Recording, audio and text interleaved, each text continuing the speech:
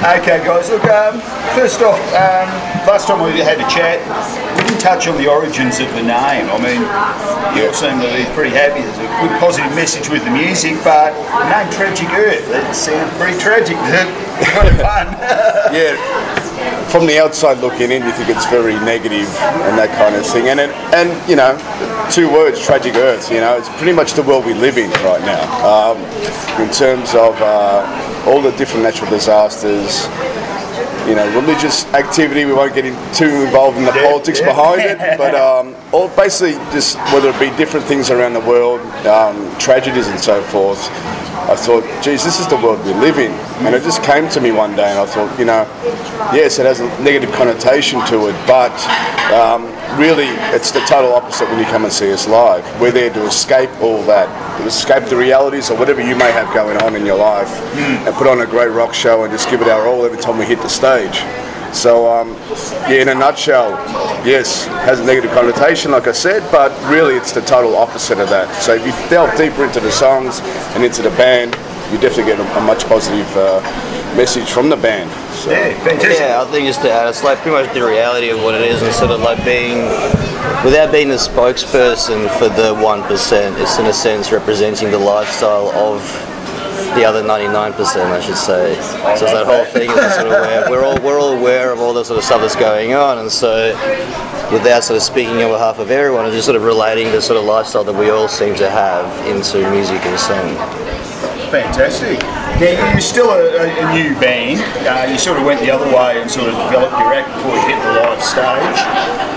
And how do you feel like the band has sort of progressed since you all sort of joined together, you know? Yeah. I think you can rehearse as much as you like, but until you take it onto a stage, you really don't know where you're at. Yeah. In terms of our first show, which we did at GM Sound Studios in October, to where we are now, which is Friday night's gig at Yaya's, we've done maybe 15 to 17 gigs since then, and even people that have seen us from the first 5 shows to the next 5 to this current 5 have said you're just growing all the time. I think the old forte is 1 show equals 10 rehearsals, and it's probably right, you know. So in terms of us playing, you know, what is it, about 15 plus shows now, it's definitely coming a long way. We're still working on it all the time. We're injecting newer material in. We've also got a CD out now that we're just playing, and people can actually purchase the songs, which is the hardest part, is getting to know the songs without actually having to purchase or somewhere, you know, to buy a song or so. Now it's all coming together now. Yeah. Now you released the first single, Feels Good, Could Be Better. You must have been pretty happy with the reception that got. It's got a really good word of mouth. Yeah, actually it was above expectation, to be honest with you. You never quite know. You never, you know, as we sat around, you know, I sort of said to Gav or Anth, you know, this is what I'm feeling. What do you guys feel? And we're all very much the same, but very different in terms of how we perceive our music. And but we thought Feels Good was a good representation of where we were at that point, and a good summary of the band. You know, it's not too heavy, not too light. There's different variances on the album. You know, it does get a bit heavier and it does get a little bit lighter. So, and it captures the energy quite well as well. So the song comes out big and kind of stays that way and represents where we were at that point quite well. That's what so really what we're trying to achieve. It just came straight in. It was a huge sound. There's no point beating around the bush, as they say. You know, if you want to make an impact, get to the point straight away. And so, with us being a brand new band, we had to get to the point straight away. There wasn't any kind of build-up or anything like that. It was just like, this is what we are. We're a legit hard rock band. This is what we do. So that song was one of those songs that just wrote itself. We came up with riff after riff, chorus, verse, out of nowhere, in one rehearsal. That was it. That was the music written, and then Dimmer with the vocals and the lyrics straight on top. It was perfect because it just is what it is. Nothing more, nothing less. Fantastic. And how do you guys go about your songwriting? Is it a band sort of thing, or have you got principal songwriters? I'm just going to throw in with that last one as well. It feels good. It's kind of like when you go and say hi to someone, but you're just like one of the many folk around saying hello. But with Feels Good, it's like walking up to somebody, grabbing them by their shirt, and just screaming into their face that you exist. That's sort of I think like with Feels Good, that's sort of a way we announced ourselves to. It's a the rest of the competitive world, community. you know. You've got to sort of stand up for what you believe in. I think that's what Tim was trying to say there. There's nothing timid about this one, so it's just come out big. But so let's proceed to that other question that I've completely forgotten. In terms of the songwriting, basically, what basically happens is we kind of pair off. When we initially did the EP, we were as a three-piece, Anthony, Gavin and myself, and we'd written pretty much the whole EP, barring the current single, Obsessive Depressive, which Dimo soul-handedly brought to the band, and we got really behind it and enthused and energized from it and said, yeah, we're going to put that on the album too. But the three of us for about a year written everything else. Without vocals, we didn't have a singer. We went through a good dozen people and just hadn't found the right guy until he is right now on my left. So how did you decide on Dima? I was really good at drinking heavily, and Zach decided to give me a chance. I met this guy very drunk at the Esplanade Hotel, and I remembered I'd seen him sing before, and for some reason thought he would be good in the band. And he is. So I don't know what the reason was. I tried to explain to them that I could sing. I did a bad job explaining it, and then they gave me a call back the next day, and I had a chance to explain myself again without the influence of all the alcohol. But there was a few things that sort of were taken into account. The fact that he was willing to come back week after week. I was very hesitant, you know.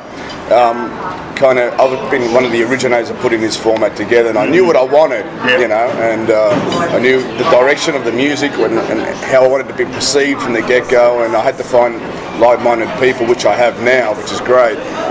But with the vocals, it's just that icing on the cake, you know. You got to sort of, you know, it's the little things really turn up next week, you know. Really, you know, what's he going to be like? He's going to be punctual and the little things. And you know what? He just went straight to work. He started writing lyrics for the songs. Within 3 weeks, he'd written, geez, I think 2 or 3 of the songs had lyrically been written with melodies, you know, that we were all getting really excited by, because obviously they were getting finalised. So, yeah, Dimmer just was an easy fit, and it's been great ever since. Yeah, no worries. A big influence on the songwriting is you'll see on the inside of the CD it says Mick Casme produced the album, and he really did, because a year ago I wanted to be in about 20 different bands playing different music and didn't know what direction I wanted to go in just this band. In terms of writing, I would constantly be off the rails, and Mick was really good at kind of pinpointing the best parts of what I was doing, and now I'm kind of on board with that. So he really is a producer, so I'm glad his name's in there. I saw an online interview you guys did, and you had to sum up your personalities. I remember Mick's was driven. I can see that. Okay, now we've got to talk about the new music. You got the EP? Yes. Okay. Now, before we touch on the EP, can we talk about the single from the EP, Obsessive Depressive? I'm going to turn the microphone over to Dimmer. Okay. Yeah, I guess Obsessive is like it's a take on that battle that you have with. I mean, I guess it's with drugs and alcohol abuse and that wants to check out, but then hanging out because there are other people that maybe still reliant on you as such. And so it sort of represents that. So this quote about the hardest thing I ever did was choose to live when I wanted to die.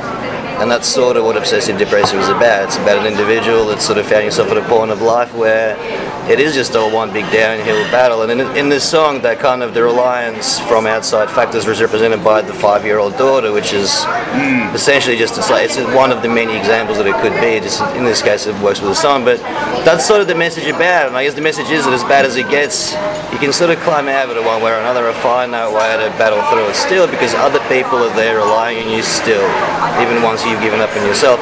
And that's kind of what it represents in the dark but positive sort of way. Yeah. Which sort of goes back to what we do with Feels Good and the name Tragic Earth and everything else. The underlying message is that, you know, life is a pain in the ass and it's going to be real hard, and if your life is easy, then you're going to be bored for most of it. But if you get all these challenges, you're going to appreciate it for what it really is, and you know, you can make something really good out of it still, because you meet these other 3 idiots and make a family with it, you know, and that happens in whatever industry it is. You meet some people in the pub and you go, geez, I'm so down and out and everything sucks, but you meet this cool person and you sort of go again. And yeah, and in the long way of explaining it, that's sort of what Obsessive Depressive is about. Great stuff. Yeah, no worries. Now, Sash, you want to tell us a little bit about the recording of it? Yeah, we did the recording actually where we do our rehearsing at GM Sound Studio. studios in Camberfield. Chris Gatz, the engineer, is somebody I've known for the better part of 20 years. He has a really good understanding, obviously, of the way I play. I've recorded with him in the past. And he actually gets rock. It's really hard to find somebody to turn the knobs for you that actually gets what you're trying to achieve, you know. And yeah, we went in, well, it was late October last year, somewhere around there, and it was a really smooth transition. I've got to say, it's one of my most positive and funnest, if there is a word, funnest experiences in the studio. It was really smooth. Everybody was very on board. We did a lot of pre-production beforehand. Everybody knew their parts, you know. It's just a matter of just getting the music down, and we did it over a good solid 3-4 days, and then we sort of fixed up a couple of things over a period of time, but overall the majority of the recording is done over a weekend. And I was in the zone one day, and we just said, let's just keep going, you know. So I did a lot of the drums in a day, two days, and then Gavin put guitars down and Anth with the bass, and it was a good experience. We're very happy with this first, you know, release, and we've already started writing, you know, for the follow-up, which will be later in the year as it is. But right now the EP is self-titled. Yep. It has 6 songs on it, 7 in total. We re-released the single, Feels Good. It was only in a digital format. You could only buy it on iTunes and Google Play. Now it's on the CD. Yep. For everybody experienced him yelling in your face from the get-go, as opposed to a little bit of an intro before that. Yep. And yeah, no, it was a really good experience. Maybe Anth might want to say a little bit about the recording. And yeah, what we found was we did a lot of pre-production prior to the recording date. So when we all got into the studio, we knew exactly what we were doing. Yep. And Chris Gatz at Jam Sound Studios had a sample of the songs we were doing, so he knew exactly what we're after, and with the advice of Michael and the sound that he wanted, driven man that he is, we knew what we wanted. So we could actually get the recording done in a quite adequate time without, you know, spending too much time and getting tired and coming back the next day. And that's why the weekends that we took, we got most of the work done, which was really good. Yeah, so, you know, and between the four of us, there's a lot of how can I say, a lot of passion. We're very driven as 4 people, and we know what we want. And when you like that, we know 3 other people in the band, including yourself, that are driven and know what they want for a goal. You've got to be happy with that. Fantastic. Now, you're going to have a launch for the EP as such? Yeah, it's in the works. We're just trying to tee up a few bands and the like-minded venue. I would think, you know, I don't want to give too much information when it's still up in the air, but I would say probably anywhere between late March and early April, it's definitely going to happen. We are already doing EP launches, starting in Bendigo, actually, on the 27th of March at the Music Man Megastore. We're doing Albury next week at the Boomerang Hotel. We're going to the Basement in Canberra also the following night. So we're doing a lot of out-of-towners first, and then we'll come back into Melbourne, you know, early April to late April. We'll do a proper launch, most likely probably at the SBU or probably Whole Lot of Love at this point. So when we find out more information, obviously we'll let you know, but at this point, it's a work in progress. But yeah, folk of Adelaide and Sydney, we should be there around April into early May, and folk in Brisbane and Perth, you just live too far away for us to travel at this point. But come this way and we'll be happy to play for you. So how do you guys find it? Like, you know, you're Melbourne based, probably you've got friends, everyone knows. What do you find when you go travelling regionally, you know, as an untied outfit? How does that work for you guys? I think it's the wow factor of you guys are stopping in my town. And it's a different vibe. You know, in the big city, everybody's got somewhere to go yesterday. Whereas you get out to a regional town, everyone's there for the moment. And this is why we're doing these things like coming out to Bendigo and stuff, because we feel like you just get a chance to express what you do. You know, and we're 4 guys that believe in our music. And we just want to get on stage and play to as many people as we can. We believe we've got something to offer. We believe we can be a big band. And you've got to aim for the stars. If you don't, when you get there, what are you going to do? So, you know, it's all great when the Foo Fighters are in town and stuff like that, but we're like, well, that's cool, but maybe we should have been up there with them. And that's our mentality of everything. We're doing the hard yards now, and we're happy to do that. We'll keep going to Bendigo, and we'll keep going to Albury, and we'll keep going to Canberra and Sydney, and anywhere that we can get a gig and play, because it's all about playing to the people. The people aren't going to come to you. You got to get to them. So whether it's, we're talking about going to Wangaratta and Shepparton, and it's really important to reach those people, because they're going to remember you when all of a sudden the tours are so big where you're only stuck in Melbourne. Like they used to come out here. But we're going to always try and get out and do the shows, anywhere we can play. I'm finding at this point in time that touring ethic's starting to come back in spades. If you're a serious band, it's, to play in your home city because it's easy, well, you're not really serious, you can't have your cake and eat it too, You want to expand your name, get out there and do it. It's as simple as that. Sacrifice the fun and sacrifice having a solid income and just back yourself in and live once, right? Now, we've got to talk about Bendigo because, of course, I'm Bendigo-centric. Yes. What was your experience like first time around? It was good. We say that with a big smile. We had some great gigs, we had some really shit ones. There's a whole story to go with it, but we'll keep that story off air. But it was a pretty fun experience. It's a very fun place to party at, and Paul at Music Man looked after us. So we went back a few times since, and it's a cool little spot to play. But I'll tell you that story when we turn up the recording. Oh, okay, fair enough. No worries, mate. Yeah, also another big gig you had was last night with Massive. Those boys are sort of making their first tentative steps overseas. Released some great music. What was the vibe like last night when you played? Every time you hit a band, hit a stage with a band like Massive, it's always a good night. Yeah. Hands down, it's always a good night because they're doing everything we're doing. They're just probably a step or two ahead because they've just had that year and a half before us. They have a great album out. The video is amazing, and we were ecstatic to be a part of the launch. We've become really good friends. We're constantly talking about possibly going on the road together at some point, and a massive sort of tragic earth invasion of particular towns and regional stuff. And we were also both signed to Third Verse, which is a distribution company in Melbourne that are really getting behind a lot of the hard rock bands and pushing it that way. And it's becoming a big family. The turning point for us was a Christmas gig we did at the Bendigo Hotel in Collingwood.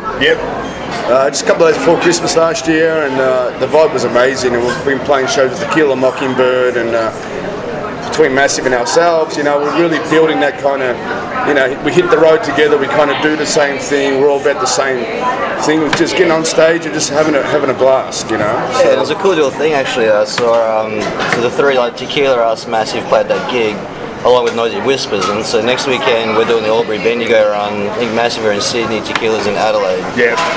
So it's kind of a good thing where I think Massive kind of created that idea of that work ethic and the touring schedule, and we opened a lot of doors for the rest of us, the rock and roll bands in Melbourne, to kind of go, if you do all this sort of stuff and get out there, you'll do alright. I think the one thing you guys share with that band in particular is that self-belief, which, a lot of people would say self-belief's cocky, which I think is absolutely bullshit, because it comes down, they're great guys, but they believe in it and have a plan. I remember seeing Brad in his last band, Fast Track, when he formed Massive, it was like, I'm going to make a big band, and that's a great attitude to have. Got it. Well, the thing is, if you don't believe in yourself, how's others going to believe in you? So, this CD is one of many we're going to be doing, This isn't a fad, or this is a way of life. It's a lifestyle for us. This is what we've all been doing. Collectively or individually, at some point, we've all been doing music. Now we're together, and this is like the best recipe for us. This is what really works for us. And I think a lot of us have done more in this band than we have in any other past projects. But you've got to be in it to win it. And we love what we do, and it's becoming more and more apparent to people that the name's getting around. Oh yeah, I've heard of this, I've heard that, or I've heard you've been played here and there. So. It's getting back to basics, getting back to being old school stuff, is hitting the road, man. You can't stop doing that at one point, They want it online to do everything. It doesn't work like that.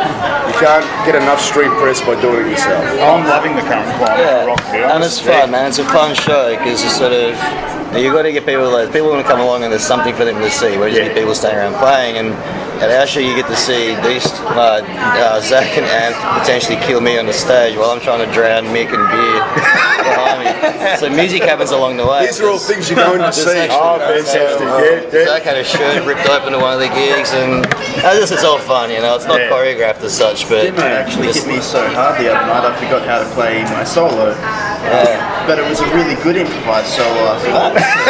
it just happens sometimes, you know. But it's sort of entertaining. You see those bands that like the music is great, they're just standing there going through the motions, and it just becomes something a bit boring. You need that visual kind of aspect to go with the sonic aspect. Absolutely. So we're trying to make sure that it's not choreographed, but it somehow turns that semi-violent without really meaning to. A humorous violent. Well, at some point Mick will get really good at sculling those beers and I'll have to up the ante a little bit.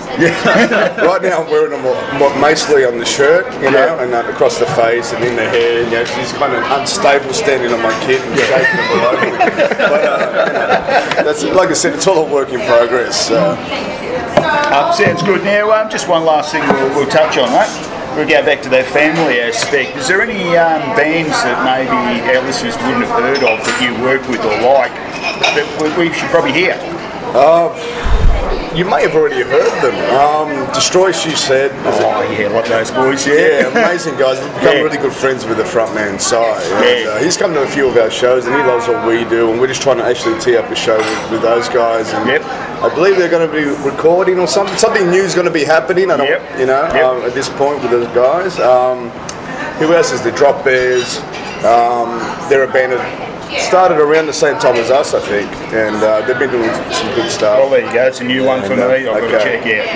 Definitely Tequila Mockingbird. I don't know if you guys have heard, slightly different scene, but LaBelle is an absolutely brilliant band kicking around Melbourne at the moment, and your very own Black Aces as well. I used to book those boys when they were sort of 17, 18, and they've come up really well. I used to see them when they were that age, and they've just really morphed into something phenomenal. Absolutely brilliant. You know, there's quite a lot of talent kicking around Melbourne. That's sort of the beauty of being around here, because it creates this interesting, a positive form of competition, a positive competitive life, where if you want to do well, you just keep getting better, and you see these bands around you start getting a lot better, and you sort of lift with them. What's going on? But check out all those bands. No worries. Thank you very much, Tragic Earth, for your time. Not a problem. No problem. Thank you. Bendigo. Thank you.